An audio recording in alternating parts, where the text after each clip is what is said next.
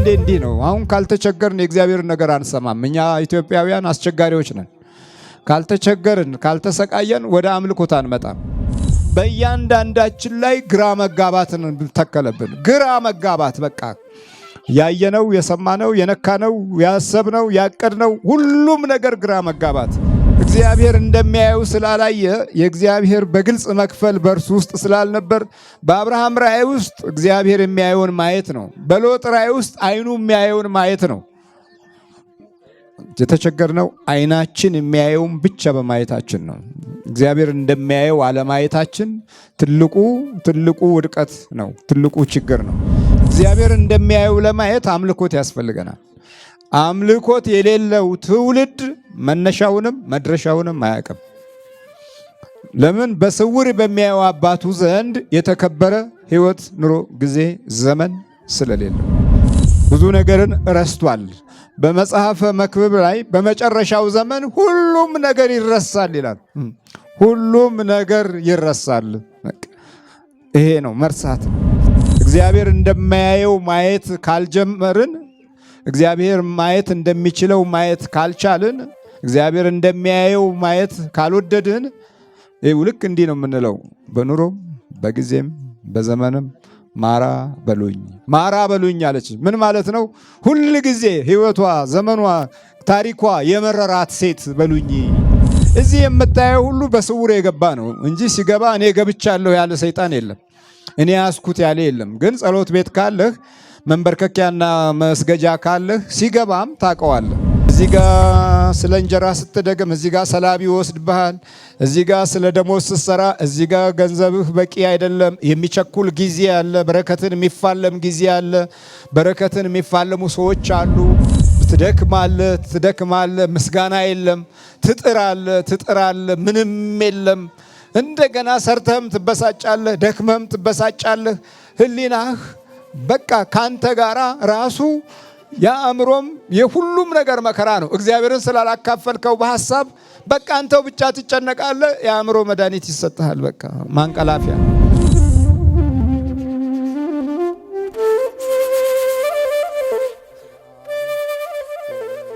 መንፈስ ቅዱስ አሐዱ አምላክ አሜን። አባቶች፣ ካህናት፣ ዲያቆናት፣ ሁላችሁም የእግዚአብሔር ቤተሰቦች እንደምን አደራችሁ? ልዑል እግዚአብሔር ዛሬም ዘወትርም ለዘላለም ስሙ የተመሰገነ ይሁን። ወአቡክሙ ዘይርእክሙ በህቡዕ የአሴክሙ ክሱተ። በስውር የሚያይ አባትህ በግልጽ ይሰጥሃል። የማቴዎስ ወንጌል ምዕራፍ 6 ቁጥር 18 ላይ ያለው ቃል ዛሬ የተነበበው ነው። በመዝሙሩ ግነዩ ለእግዚአብሔር በማለት ይጀምራሉ። ለእግዚአብሔር ተገዙ፣ ለእግዚአብሔር እሺ በሉ፣ ለእግዚአብሔር በጀ በሉ በማለት ሌሊቱን ሙሉ ካህናት ሲያመሰግኑ አድረዋል። ስትጾሙ እንደ ግብዞች አትጾሙ በማለት ይናገርና በስውር የሚያይ አባትህ ግን በግልጽ ይሰጥሃል የሚለውን ርዕስ ይዘን ለአጭር ጊዜ እንማማራለን ማለት ነው። ሁለት ነገሮች ወይም ሁለት መንፈሳዊ ኃይሎች ተሰውረው የሚገለጹበት ጊዜ አለ። በመጀመሪያ ደረጃ የሰማይ አባታችን በስውር የሚያይ ነው።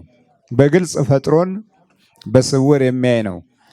የመጀመሪያው ተፈጥሯችን ከእግዚአብሔር ጋር መነጋገር ሲሆን፣ ሁለተኛው ተፈጥሯችን በዲያብሎስ አሳሳችነት ከተለወጠ በኋላ የሰማይ አባታችንን ከአዳም ጀምሮ መሸሽ የተለመደ ባህሪ ሆኖ ኖሯል።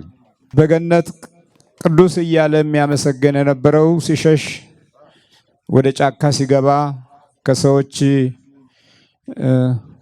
ታሪክ ውስጥ እንዲቀመጥ አንዱ ያደረገው ያ የመጀመሪያው ጉዟችን ነው።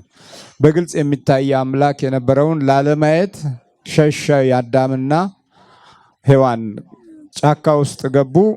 አዳም ወዴት ነህ ሲለው በስውር አልነበረም የጠራው፣ በግልጽ ነበር የጠራው። ስለፈራሁ ተሸሸኩ፣ ራቁቴንም ስለሆንሁ ጫካ ውስጥ ገባሁ በማለት ተናግሯል።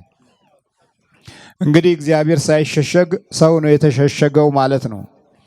ሰው ሲሸሸግ እግዚአብሔር እንደተሸሸገ በማድረግ መንፈሳዊ ዓይናችን ከዛም በኋላ ቆመ። መንፈሳዊ ዓይናችን አልገለጥ አለ። መንፈሳዊ ዓይናችን አልታይ አለን። ምድራዊው ነገር ላይ ብቻ የሚያርፍ ሆነና የነፍስ ሕልውናን ሁሉ እስክንረሳ ድረስ እየተፈተንን ቆየን። ከዛም በላይ ደግሞ ሁለተኛው ስውር ኃይል መንፈስ ነው። ዲያብሎስና ሰራዊቱ ስውር ናቸው። እንደዚህ ዝም ብለው የሚታዩ አይደሉም፣ ግን በአካልህ ላይ እንደሚታዩ ሆነው እስከ ሰውነት ውስጥ ይዋሃዳሉ፣ ይስማማሉ። አንድም የሚሆኑበት አጋጣሚ በጣም ብዙ ነው። ስለዚህ በስውር የሚያይ አባትህ በግልጽ እንዲሰጥህ ስትጾም አትጠውልግ በማለት ይጀምራል። ስትጾም እንደ ግብዞች አትጠውልጉ፣ ፊታችሁን ተቀቡ፣ ፊታችሁንም ታጠቡ በማለት ይነግረንና በስውር የሚያይ አባትህ ታዲያ ለዛን ጊዜ በግልጽ ይሰጥሃል። በምጾምበት ነገር ላይ በግልጽ ይከፍልሃል። በምትፈልገው ነገር ላይ ሁሉ ግልጽ ሆኖ እሱ በቃ እንድታየው ያደርግሃል ነው። በዚህ በመጽሐፍ ቅዱስ ውስጥ ካሉ ታላላቅና ወርቃማ ቃላቶች መካከል በስውር የሚያይ አባትህ በግልጽ ይሰጥሃል የሚለውን ኃይል አባቶቻችን በመጠቀም ሱባኤ ቆጥረው ጾም ጾመው ጸልየው ለሚፈልጉት ነገር አግኝተዋል። የሚሹትን ነገር በሕይወታቸው እንዲከሰት፣ በኑሯቸው እንዲገለጥ፣ በባህሪያቸው እንዲታይ አድርገዋል። በኑሯቸው እንዲከሰት ሲፈልጉ ለምሳሌ ያዕቆብን ስንፈልግ ያዕቆብ ጾመ፣ ጸለየ፣ እግዚአብሔርን አመሰገነና የ12ቱንም የልጆቹን ምስጢርና የልጆቹን ኑሮ ለማየት እድል አግኝቷል። ኑ ይላል ዘፍጥረት ምዕራፍ 49 ላይ ኑ ልንገራችሁ፣ በቀጣዩ ዘመን የሚጠብቃችሁን እነግራችኋለሁ እያለ ለእያንዳንዱ የመጪውን ጊዜና ዘመን ይነግር ነበረ። ለዛ ደግሞ ዋናው ምክንያት በስውር የሚያይ አባት የገለጸው ነገር ነው። ለጸለየው ጸሎት መልስ አገኘ። ለየትውልዶቻቸው ለየትውልዱ በየቤተሰብ ውስጥ ለሚደርሰው ነገር ሁሉ መረጃ ይሰጥ ነበረ።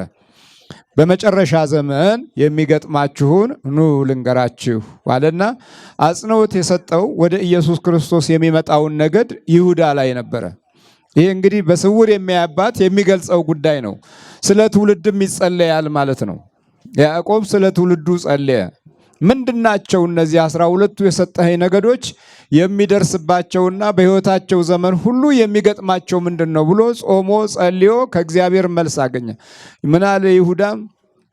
ይሁዳ አንተ ኃያል ብርቱ፣ አህያህን በወይን ነው የምታስረው፣ በወይን ገመድ ታስራለህ። ካንተ ወንድሞችህ ሁሉ በፊትህ መጥተው ካንተ ስር ይሰግዳሉ እያለ የመድኃኒታችን የኢየሱስ ክርስቶስን መምጣት፣ የሰብአ ሰገልን ወደ ክርስቶስ መምጣትና መንበርከክ እንዲሁም ደግሞ በትውልዱ ኃይል ላይ በኩል የሚመጣውን የድንግል ማርያምን ተስፋና ራእይ የኢየሱስ ክርስቶስን መገለጥ ሁሉ በሚገባ አውቆና አስረድቷል። ሮቤልንም ደግሞ ሲነግረው ሮቤል የበኩሬ ልጄ ነህ፣ ግን ርኩሰት አለብህ፣ ላንተ ታላቅነት አይሁን፣ እንደ ውሃ የምትዋልል ነህ አለና እንደ ውሃ የሚዋልል ልብ፣ አቋም የሌለው ልብ እንዳለው አይቶ ነግሮታል።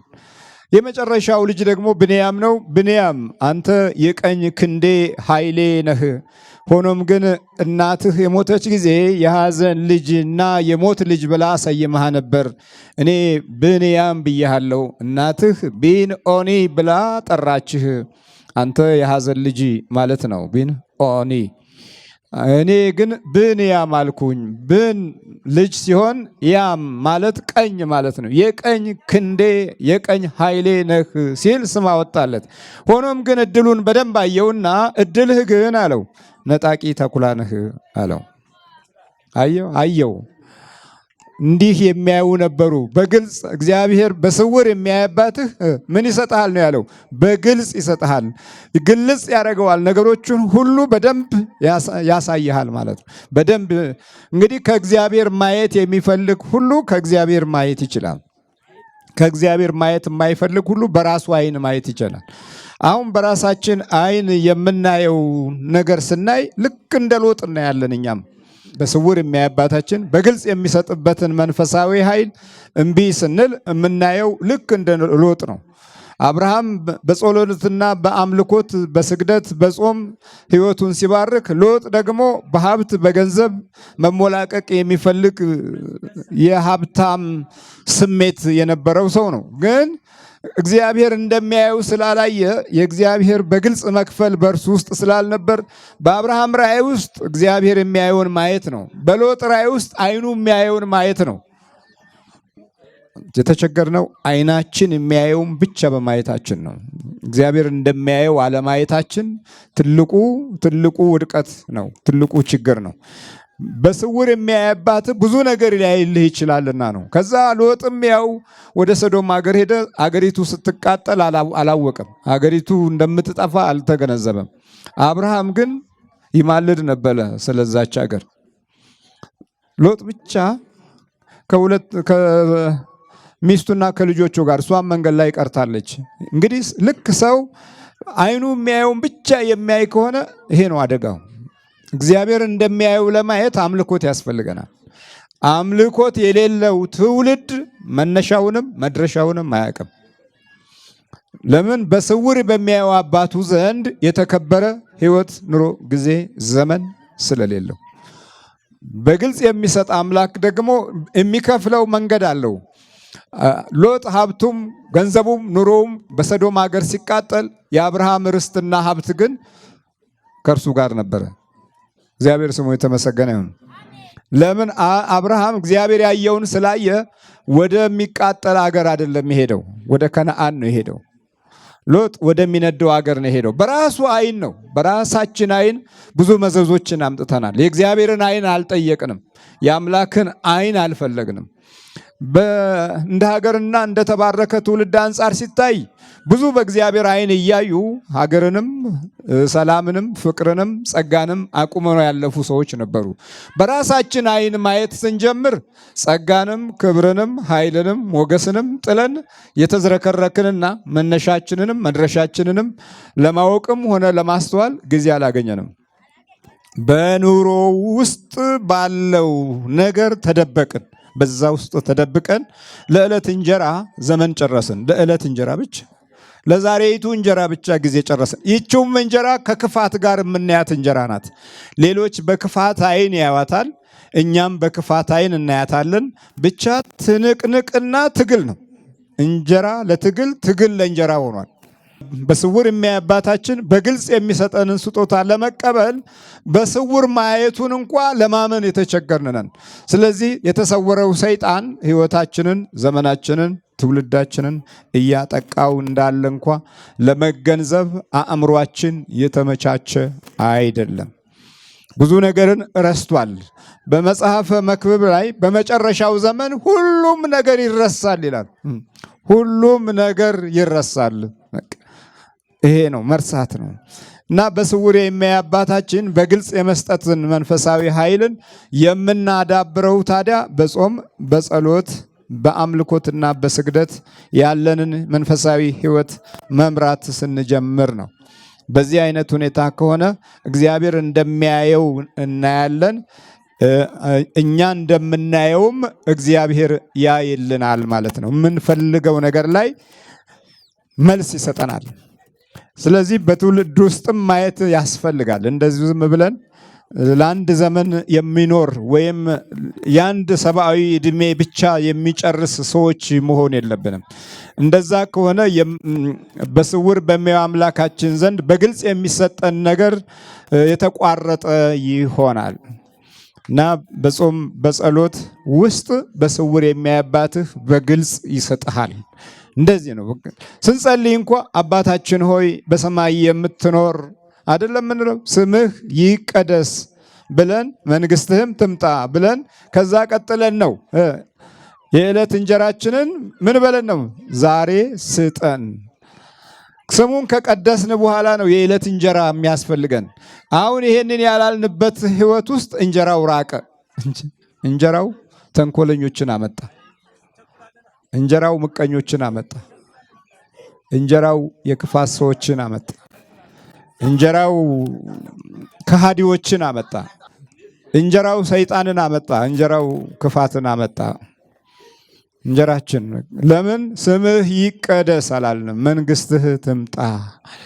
ሰማያዊ መንግስቱ ከሰማያዊ መንግስቱ መካከል አንዱና ትልቁ እግዚአብሔር ህዝቡን መጎብኘት ነው።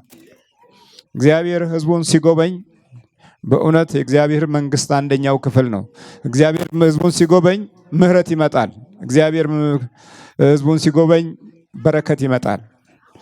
የውስጥና የውጭ በረከት፣ የውስጥና የውጭ ምህረት፣ የውስጥና የውጭ ሰላም ይመጣል።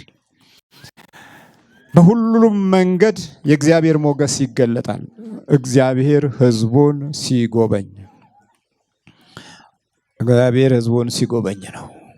ሩት እግዚአብሔር ህዝቡን እንደጎበኘ የሰማችው በረሃብ ምክንያት ተሰዳ ማለት ኑሃሚን በሞዓብ ምድር ላይ እንጀራ ለመብላት ሄዳ ባሏን ልጆቿን ስለ እንጀራ ፍለጋ አታ ብቻዋን ሆና እያለች እግዚአብሔር ህዝቡን እንደጎበኘ በእስራኤል በቤተልሔም ህዝቡ እንጀራ እንደጠገበ ሰማች ይላል። ምስራች ሰማች። ይህንን ያልሰሙ ግን ነበሩ። ሁለት ልጆቿና ባሏ ሞዓብ ምድር ላይ የጣዖት ምድር ላይ አጋንንት የሚጠሩበት ሀገር ላይ ተቀብረዋል። መቃብራቸው እንኳ በታሪካዊ ቦታ አልነበረም።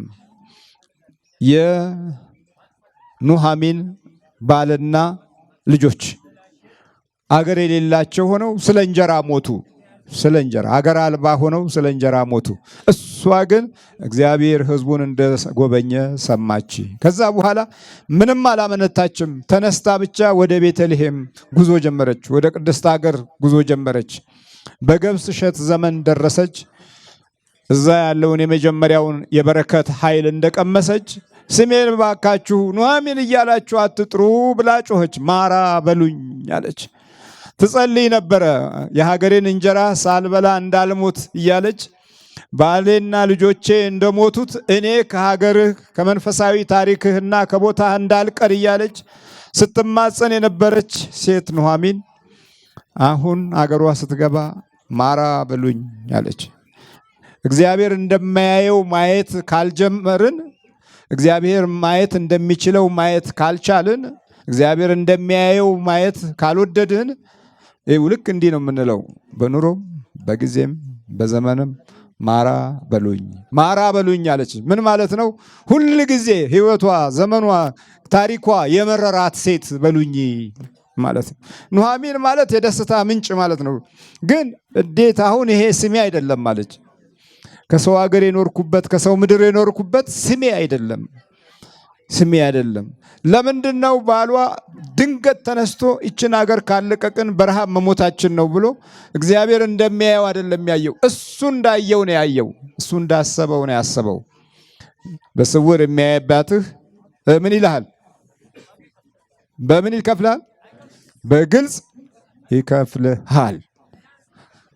ታየዋለህ ብቻ። በምትጸልይበት ነገር ላይ የምታየው ነገር አለ። በምትማጸነው ነገር ላይ የምታየው ነገር አለ። ከዚህ በፊት ስለቶች የተሳላችሁ አላችሁ። ካለብኝ ችግር ብታወጣኝ ብላችሁ ተሰላችኋል። አዎ ወጥታችኋል። አንዳንዴ ስለቱም ተረስቷል። አንዳንዴ እንሰስታለን። እንናገረውና የምንሰራው መካከል ልዩነቶች ይመጣሉ። የሐሳብ ውጊያዎች አሉ። የዲያብሎስ አሰራር ደግሞ አለ። እነዚህ ሁሉ ተካተው በግልጽ የሚሰጠን አባታችን ላይ እናጉረመርማለን። የተሳልነው ስለት ግን ደርሷል። በስውርም በሚያይባትህ ተናግረሃላ። በስውር በሚያይ አባትህ ተናግረሃል። የጸሎትን ትልቅ ኃይልና ጉልበት እንዲያገኝ የሚያደርገው አንዱና ትልቁ ለብቻህ ተንበርክከህ ወደ ፈጣሪህ የምትናገረው ነገር ሁለንተናዊ መልሱን ስታገኘው በጣም እግዚአብሔርን ታደንቃለህ። በጣም እግዚአብሔር በስውር የሚያይ አባትህ እንዴት እንደሚሰማ፣ በስውር የሚያይ አባትህ እንዴት በግልጽ እንደሚከፍል ቃሉን ጠብቆ ታገኘዋለህ። ቃሉን ጠብቆ ዛሬ የማይመስልህን ነገ ታየዋለህ።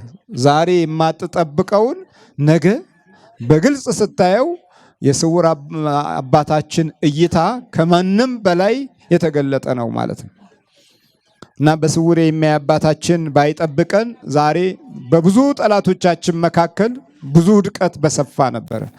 ስለዚህ ከዚህ ውስጥ አንዱ ጾማችን ነው። ለትውልድ መጾም አለ፣ ለሀገር መጾም አለ፣ ለቤተሰብ መጾም አለ፣ ለወገን ለጎረቤት መጾም አለ።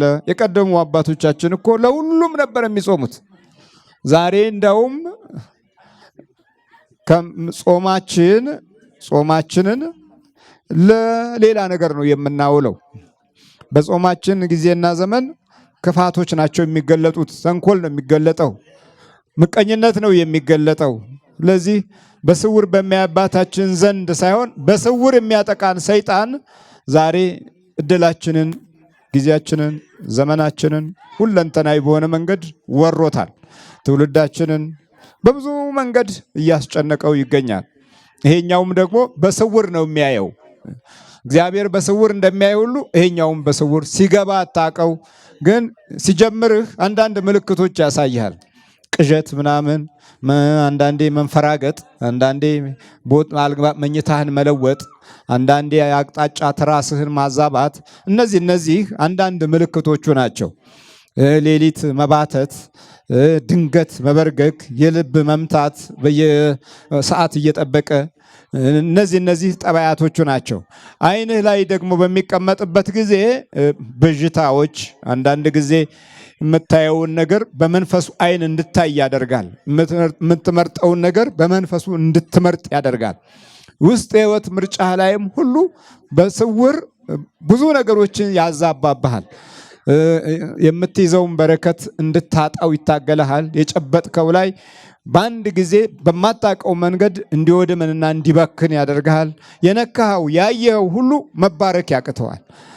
ደሞዜ የምትለው ነገር ላይም ምንም ውስጥ እንዳይገባ አድርጎ በረከት አልባ ያደርግሃል። ይሄ በስውር የሚገባው መንፈስ ነው።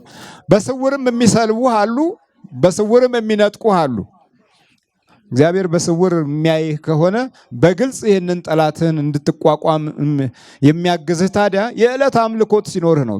ጠዋት 21 ማታ 21 ስብሐት ለአብ ስብሐት ለወልድ ስብሐት ለመንፈስ ቅዱስ ሃሌሉያ ለአብ ሃሌሉያ ለወልድ ሃሌሉያ ለመንፈስ ቅዱስ እያልክ ሰግደህ ወይ 27 ሰግደህ ስትወጣ እጅህን ወደ እግዚአብሔር ስለዘረጋህበት እጅህ የነካው ነገር ሁሉ ተባርኮ ይውላል። እየሰማችሁ ነው? ተባርኮ ይውላል። በቃ የምትጽፍም ከሆነ የምትጽፈው መልካሙን በጎውን ለአንተ የሚሆነውን ነው። እንዲህ ያላመለክበት እጅና ያልሰገድክበት ጉልበት ሁል ጊዜ በስውር ለሚያይ ጠላት እጅ ውስጥ ይገባል።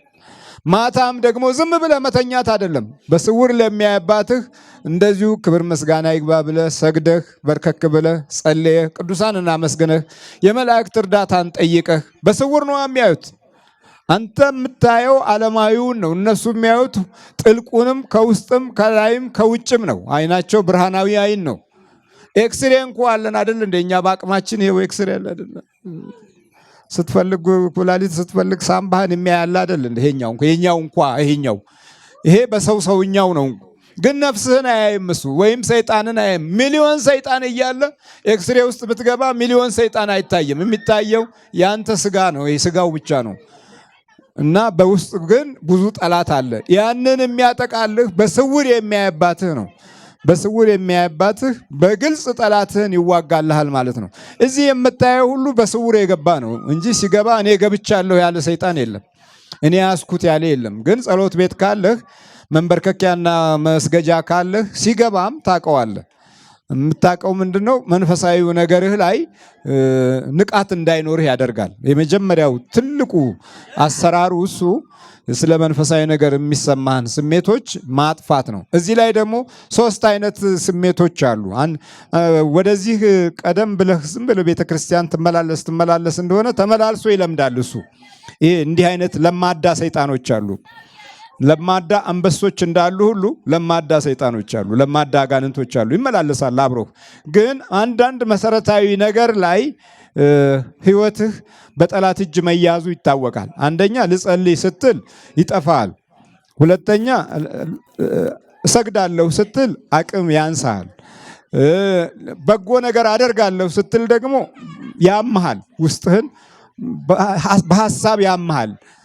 ቸርነትን፣ ቅንነትን በህይወትህ እንዳትይዘው ይፈልጋል። ይሄ ዝም ብሎ ማቶስቶስና ወሬ ብቻ መንሸዋከክ ብቻ ያበዛብሃል። ይሄ በቃ ወደ ቤተ ክርስቲያን የገባ ሾካካ ነው ማለት ነው። ሾካካ ሰይጣን አለ። ሹክክ ይልና አብሮ በቃ እዚሁ ይለማመዳል። ከዛ እንዳውም ውጪ ከምትሰራቸው ክፋቶች ይልቅ የበለጠ እዚህ ተመሳስሎ ከአንተ ጋር የሚሰራው ክፋት ይበልጣል። ይሄ እንዲህ አይነቱ ሞላጫ ሰይጣን ነው እና ይመሳሰላል ማለት ነው። ለዛ መመሳሰል ዋናው ትልቁ ነገር አለማምለክና ቅንነት አለመኖር ነው። የተፈጥሮ ቅንነት ማጣት የበለጠ ይህንን ሰይጣን ያሻሽለዋል። ይሄኛው አይነት ሰይጣኖች ቶሎ አይወጡም፣ ቶሎ አይያዙም። ምክንያቱም እናቃለን የሚል ባህሪያትም አላቸው። እውቀት አለን፣ በደንብ ወንጌል ተምረናል ወይም ደግሞ ማስተማር እንችላለን የሚልም ባህሪ አለው። እንዲህ አይነቱ መንፈስ ቶሎ መቆጣጠር አደገኛ ነው፣ በጣም ያስቸግራል። ሌላው ምንም ስለ መናፍስት ጉዳት ሳታቅ ወደዚህ ስትመጣ በቅጽበት የመነቃነቅ ችሎታ አለው። ቶሎ ይያዝልሃል። ለምን? ማምለክ ጀምረሃል፣ መስገድ ጀምረሃል፣ በመቁጠሪያ መግረፍ ጀምረሃል። ራስህን ለእግዚአብሔር አሳልፎ የመስጠት ኃይልና መንፈሳዊ ልምምድ እያደረክ ነው። እንዲህ ከሆነ ደግሞ ቶሎ ይያዛል። ቶሎ ለመያዙ ዋናው ምክንያት በእምነታዊ ኃይል በኩል እግዚአብሔርን እየፈራህ እየመጣህ ነው ያለው። ይህን ለመቆጣጠር ብዙ አያስቸግርም። ደግነትንም ቅንነትንም የበረከት ስራዎችንም ለመስራት ውስጥ ቶሎ ስለሚዘጋጅ የዚህ ጊዜ ምሕረቱ ፈጠን ይላል። የእግዚአብሔር ቸርነትም እግረ መንገዱን እየተገለጠ መንፈሳዊ ጥበቃውን ካንተ ጋር ያደርጋል። መንበርከክህና መጸለይም ዋጋው በግልጽ የሚታይ ይሆናል። ጠላትህን ታሸንፈዋለህ። ግደለው ከተባለ ሰይጣን እግዚአብሔር አትገለውም የሚለው መልእክት የሚያስተላልፈው በስውር የሚያይ አባታችን። ሌላው ቃሉ በስውር የሚያይ አባትህ አለ እንጂ በስውር የሚያይ አጎትህ አይደለም ያለው። ምንድን ነው ያለው? አባትህ ነው ያለው። አባት የሚሰጠው አለው፣ አባት የሚያወርሰው አለው፣ አባት የሚያካፍለው አለው፣ አባት የሚመገበው አለው፣ አባት የሚያለብሰው አለው፣ አባት የሚመራው አለው። አባት ሁሉንም የሚያደርግ ነው። ይሄ በስጋዊው አንጻር ሲታይ ማለት ነው። በመንፈሳዊው ሲታይ ደግሞ አባትህ በውስጥም በውጭም ሁሉንም ነገር ያደርግልሃል ማለት ነው። በስውር የሚያይ አባትህ በምን ይሰጣል? በግልጽ የተገለጸ ነገር ነው። በዓለም ሲታይ በግልጽ ለመስጠት በጣም እንቸገራለን። በስውር የሚያይ አባት ግን በግልጽ ለመስጠት ብዙም አይቸገርም። አንድ ወቅት አብርሃም ተሰዶ እንደነበረ እናስተውል። ተሰደደ፣ ረሃብ ያዘው። እግዚአብሔር ከተገለጠለት በኋላ ነው ስደቱ። ግን የሚገርመው ይሄ ነው። እዛው ነው ዘፍጥረት 12 ላይ ስታነቡ 2 ነገር ታያላችሁ። ሲባርከው፣ ሲቀድሰው፣ ተለይ ከወገኖችህ ሲለው፣ ከሀገርህ ውጣ እኔ ወደማሳየህ ምድር ሂድ ሲለው ከቆየ በኋላ በሀገሪቱ ላይ ረሃብ መጣ። እግዚአብሔር ከተገለጠ በኋላ ከዛ ራበው፣ ተጨነቀና በቃ ወደ ግብፅ እንሂድ አለ። ያ ሁሉ ታሪክ፣ ያ ሁሉ ነገር አሁን ዝም የሚልበት ጊዜ አለ። ዝም አለው። ከዛ ግብፅ ደረሱና ምን አለ? አንቺ ሳራ ቆንጆ ነሽ። ሳራ ማለት ልዕልት ማለት ነው። በዕብራይስጥ ሳራ ማለት ልዕልት ማለት ነው። አንቺ ልዕልት ቆንጆ ነሽ፣ ውብ ነሽ፣ ግን እኔ ባሌ ነው አትበይ ባክሽ። አንቺን ለመውሰድ ብሉ ባሌ ነው ስትይ እኔን ይገሉና አንቺን ይወስዱሻል። እኔ እንዳልሞት ወንድሜ ነው በይ አለና ነገራት። በኋላ የፈርዖን ሰራዊት መጡና ምን ነች ስሉ እህቴ ነች አለ። ምንሽ ነው? ወንድሜ ነው አለች። ከዛ እንደዛማ ከሆነ በቃ ብለው እሷን ይዘዋት ሄዱ። በዛች ሌሊት እግዚአብሔር ስራ ጀመረ። በሳራ መወሰድ እግዚአብሔር ስራ ጀመረ። ለምን? ገና ከሳራ የሚወለደው የድንግል ማርያም ዘርና የኢየሱስ ክርስቶስ መገለጥ የሚታይበት ነገድ ገና ይወጣል። ገና እኮ ነው፣ ገና ነበር። ግን ቢሆንም ሰይጣን ትግል ጀመረ የሳራን ሕይወትና ዘመን ለማዳከም። በሌሊቱኑ እግዚአብሔር ስራውን ጀመረና ሁሉንም በፈርዖን ዙሪያ ያለውን ሰራዊት ሁሉ ሆዳቸው አብጦ ተነፍቶ አደረ። በኋላ ሲቃዥ ፈርዖን የአብርሃም ሚስት ነች መልስ አለው የእግዚአብሔር ድምፅ። በማዕበል ውስጥ በስቃይ ውስጥ እግዚአብሔር ተናገረ። አንዳንዴ እንዲህ ነው። አሁን ካልተቸገርን የእግዚአብሔርን ነገር አንሰማም። እኛ ኢትዮጵያውያን አስቸጋሪዎች ነን። ካልተቸገርን ካልተሰቃየን ወደ አምልኮት አንመጣም። በታሪክም እንደዚሁ ነን። ስለዚህ ዲያብሎስና ሰራዊቱ ይሄው ተፈታና ተለቀቀ። በእያንዳንዳችን ላይ ግራ መጋባትን ተከለብን። ግራ መጋባት በቃ ያየነው፣ የሰማነው፣ የነካነው፣ ያሰብነው፣ ያቀድነው ሁሉም ነገር ግራ መጋባት። ከዛም በኋላ ሳራ ወደ አብርሃም ስትመለስ እግዚአብሔር ለፈርዖን ተናግሮ ነበርና እርቦኛል ያለው አብርሃም በብዙ ግመሎች የተጫነ ሀብትና ወርቅ፣ ብዙ አገልጋዮች፣ ብዙ እንስሳት፣ ብዙ በጎች፣ ብዙ ፍየሎች ከመንግስት ተላከለት። ፈርዖንም መጥቶ አንተ የእግዚአብሔር ሰው ሆይ አለው። አንተ የእግዚአብሔር ሰው ሆይ ለምንድን ነው እንደዚህ ያላልከኝ? ርስት ከዚህ በኋላ ከዚያ በዚህ ምድር በሙሉ ላንተ ሰጥቻለሁ አሉ። ለከብቶች፣ ለፍየሎች፣ ለበጎች፣ ለግመሎች፣ ለአገልጋዮች የሚሆን ርስት ይሄን በሙሉ ውሰድ አለው። ተመልከት እንግዲህ የአብርሃም ፍርሃት ሌላ፣ የእግዚአብሔር ክፍያ ሌላ። አለ ሀገሩ፣ አለ ዘሩ፣ አለ ቦታው፣ አለ ሀብቱ፣ አለ ገንዘቡ ባለ ገንዘብ፣ ባለ ሀብት፣ ባለ ሀገር ሆነና ኖረ። እግዚአብሔር ስሙ የተመሰገነ። ሳራ ስትሞትም በነበረበት ጊዜ በከነአን ምድር የቄጢ ዘሮች የሚባሉ ነበሩ። እነሱ የያዟትን ምድር ለመቅበሪያ ትሆን ዘንድ እባካችሁ ስጡኛል። ቄጢ ማለት ቀጥታ በእኛ ሲተረጎም አሰቃቂዎች ማለት ነው። የአሰቃቂ ዘሮች ለአብርሃም ርስት እንዲሆን፣ ለመቃብር ርስት እንዲሆን የአሰቃቂዎቹ ዘሮች ምን አሉ? አንተ ከእግዚአብሔር አለቃ ሆነህ የመጣህ ነህ እኮ። ኧረ ይሄውና ይህንን የኤፍሮንን ምድር ለሳራ መቅበሪያ ይሆንህ ዘንድ ርስት ሰጥተንሃል አሉ። አይ በገንዘብ ልክፈል አለ። በገንዘብ ከፍሎ ያችን ርስት ወዲያውኑ የቄጢ ዘሮች ርስት የነበረችውን ኬብሮን ብሎ ስሟን ጠርቶ በኬብሮን ሳራ ልዕልቲቱ ተቀበረች ማለት ነው። ሳራ እንኳ ሞታ በችግር ጊዜ አብርሃም ርስት አልባ ነበረ። የመጀመሪያው የአብርሃም ርስት ኬብሮን ሆነች። እግዚአብሔር ስሙ የተመሰገነ ነው። ኬብሮን ማለት የቃል ኪዳን ምድር ማለት ነው። እግዚአብሔር ይኸውልህ እንግዲህ ምንም በሌለህ ጊዜ ሁሉ እንኳ ከምንም በላይ ሁሉም ነገር እንዳለህ አድርጎ ያዘጋጅልሃል። በስውር የሚያባትህ በግልጽ ይሰጥሃል። በአደጋ በችግር ጊዜ በመዓት ጊዜ 3 ደቂቅን ተመልከቱ። ህዝቡ ሁሉ ጠልቷቸው አፈር ብሉ ብላቸው ድራሻቸው ይጥፋ በእሳት ይቃጠሉ ተብሎ ያ ሁሉ የእሳት ነበልባል ተዘጋጅቶ በመካከሉ በግልጽ መጣ ማለት ነው። ቅዱስ ገብርኤል በግልጽ መጣ። በስውር የሚያባትህ በግልጽ ይሰጥሃል። ለዚህ ነው አባቶቻችን በየዋህነት ጸልየው አገርንም ወገንንም ጠብቀዋል። ዘመናዊ መሳሪያ ከሚጠብቀው በላይ በእግዚአብሔር እሳት አገር ጠብቀዋል። በእግዚአብሔር እሳት ወገን ጠብቀዋል። ወይም ስለ ወገናቸው በእግዚአብሔር ስምና ክብር ታማኝ ሆነዋል። ዛሬ በየቦታው በቃ በየቦታው ችግር ነው፣ በየቦታው ስርቆት ነው፣ በየቦታው ሌብነት ነው፣ በየቦታው ችግር ነው።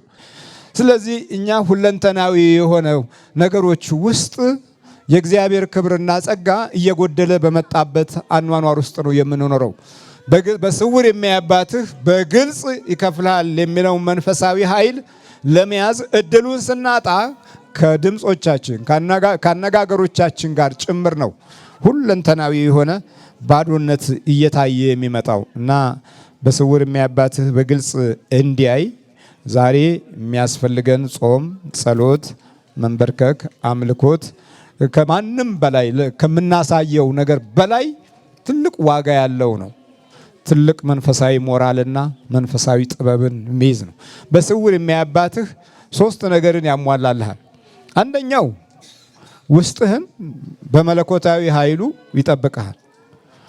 ሁለተኛው ውጫዊ ኑሮህን በበረከትና በመንፈሳዊ ተስፋ ይጠብቅሃል። ሶስተኛው የሚሰጥህን ነገር አስቀድሞ እርሱ እንዲያዘጋጅ አንተ በቂ ጊዜና ሰዓት ትሰጠዋለህ። ከዛ ያዘጋጅልሃል። እነዚህ 3ቱ ነገሮች ከጎደሉን ሁሉንም የምናዘጋጀው እኛ ስለሆነን ይዝረከረክብናል። አየህ፣ እዚህ ጋር ስለ እንጀራ ስትደግም እዚህ ጋር ሰላቢ ይወስድብሃል። እዚህ ጋር ስለ ደሞዝ ስትሰራ እዚህ ጋር ገንዘብህ በቂ አይደለም። የሚቸኩል ጊዜ አለ። በረከትን የሚፋለም ጊዜ አለ። በረከትን የሚፋለሙ ሰዎች አሉ። የማይበቃቸው የማይጠግቡ አሉ። ምንም የማይረኩ አሉ። እነሱ በአንድ በኩል ይፋለሙሃል። ትደክማለህ፣ ምስጋና የለም። ትጥራለህ፣ ምንም የለም። እንደገና ሰርተህም ትበሳጫለህ፣ ደክመህም ትበሳጫለህ። ህሊናህ በቃ ካንተ ጋራ ራሱ የአእምሮም የሁሉም ነገር መከራ ነው። እግዚአብሔርን ስላላካፈልከው በሐሳብ በቃ አንተው ብቻ ትጨነቃለህ። የአእምሮ መድኃኒት ይሰጥሃል። በቃ ማንቀላፊያ ስትተኛም ስትነሳም ኪኒን ይሰጥሃል። ለመንቃት 1 ኪኒን፣ ለመተኛት 1 ኪኒን፣ 2 ኪኒን ትወስዳለህ ማለት ነው። ለመበረታታት ሌላ ውጪ እንደዚህ ነው። በቃ ለመንቃት ገና ብድግ ይሉና እንዲነቁ 1 ኪኒን ወስዱና ይተኛሉ፣ ይነቃሉ። ለመተኛት ደግሞ ቀደም ብለው ገና ፀሐይዋ ሳትገባ 1 ኪኒን ይወስዳሉ፣ ማታ ይተኛሉ። ስለዚህ ሰውነታቸው በመንፈሳዊ መለኮታዊ ኃይል የሚመራ ሳይሆን በኪኒንና በዚህ በቅዠቱ ዓለም መንፈስ የሚመራ ሆኖ እየተሰቃየ ያለን ትውልድ ነን። ለዚህ መድኃኒቱ ታዲያ ጾምና ጸሎት ነው። አሁን ጾም ጀምረናል። ሰውነታችን አስፈላጊውን ነገር በደንብ እንዲዘጋጅ ያደርገዋል። በልተን ያተረፍነው ነገር አሁን ከመናፍስት ጋር መብላት ነው፣ ከአጋንንት ጋር መብላት ነው እና አሁን ያን ሁሉ ለመቋቋም እንድንችል በስውር የሚያባትህ በግልጽ እንዲሰጥህ በጾምና በጸሎት የመኖር እድላችንን ማስፋት ይጠበቅብናል። በዕለት ኑሯችንም ውስጥ የአምልኮት ኃይል መገለጥ አለበት። ልዑል እግዚአብሔር ከሁላችን ጋር ይሁን። በክርስቶስ ሥጋና ደም ታተመን የመንግስት ወራሾች እንድንሆን እግዚአብሔር አምላካችን ያብቃል።